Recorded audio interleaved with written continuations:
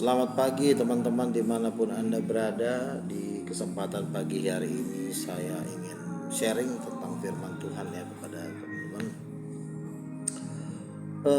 Saya ingin kembali lagi berbicara tentang persepuluhan ya. Kenapa saya sering membicarakan tentang persepuluhan? Apakah karena saya mata duitan? Apa karena saya membutuhkan uang? Ternyata tidak, saudara-saudara ya. Dan memang itu Tuhan suruh kepada saya, karena Tuhan tahu bahwa kelemahan manusia yang terbesar itu adalah mamon ya. Nah, ini harus dihancurkan kalau memang kita mau diizinkan Tuhan masuk surga ya, saudara-saudara ya. Kalau kita perhatikan ya, perdebatan antara karismatik dengan protestan ya, kita survei lah dulu ya, bahwa orang yang memberikan persepuluhan itu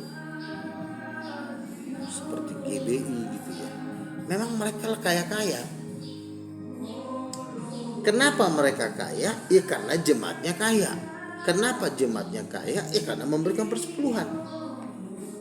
Jadi tidak ada istilah kan kemarin ada tuh saya tonton di video dikatakan bahwa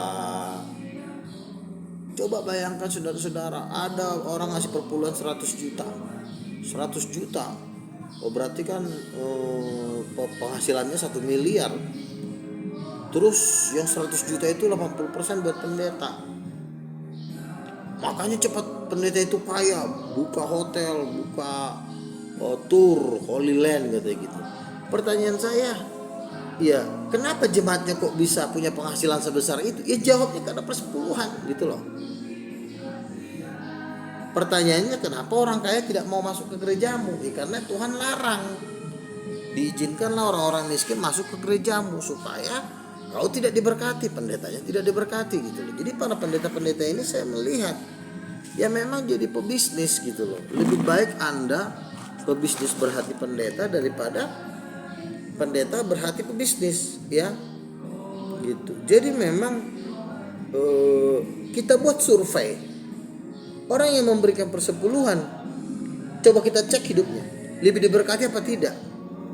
Ya, saya sudah buktikan ya. Artinya di saat saya memberikan persepuluhan, saya tidak berkekurangan tuh. Tapi di saat saya tidak memberikan persepuluhan, susah aja. Coba kita lihat Tanah Batak ya. Saya sudah beberapa lama tinggal di Tanah Batak ini. Saya melihat banyak sekali kafe yang menyanyikan tema-tema pengejaran terhadap perempuan. Dapoto nang satoki peito. Aduh, mendengarnya saja kita sudah mau bunuh diri gitu loh ya. Kenapa? Ya gara-gara gak bayar perpuluhan. Pemuda-pemuda ya punya penghasilan, dimakan ya sendiri, dicuri uang Tuhan. Ya akhirnya terjadilah pengejaran-pengejaran terhadap perempuan. Masih mending perempuan yang kejar. Kalau yang dikejar juga janda, dia menyanyikan lagu kepada janda, dapoto. Nah itu udah bahaya itu saudara-saudara ya. Jadi apa semua penyebabnya ini? Semua adalah kemiskinan yang terjadi di Tanah Batak. Itu disebabkan karena mencuri uang Tuhan. Nah Tanah Batak ya, coba kalian memberi untuk Tuhan supaya persepuluhan itu dipakai untuk melebarkan kerajaan Tuhan ya. Tapi kalau mereka mereka kan selalu berkata itu mencuri uang jemaat. Lah, kalau itu mencuri uang jemaat, harusnya jemaatnya tambah miskin. Ini tidak, jemaatnya tambah kaya, pendetanya tambah kaya. Berarti tuduhan-tuduhan itu tidak benar saudara-saudara ya. Makanya sering harus saya khotbahkan. Kenapa? Bukan karena saya supaya Anda ngasih perpuluhan ke saya, tidak ya. Anda dimanapun bisa memberikan persepuluhan ya, di gereja Anda yang juga mengajarkan persepuluhan ya. Jadi saya melihat ya percuma Anda jadi nelayan, jadi tukang sayur ya, Anda kerja keras tapi hasil kerja Anda dicuri oleh belalang-belalang pelahap. Oleh sebab itu ya, lebih baik Anda bertobat ya. bertobat karena kerajaan Tuhan sudah dekat. Saya melihat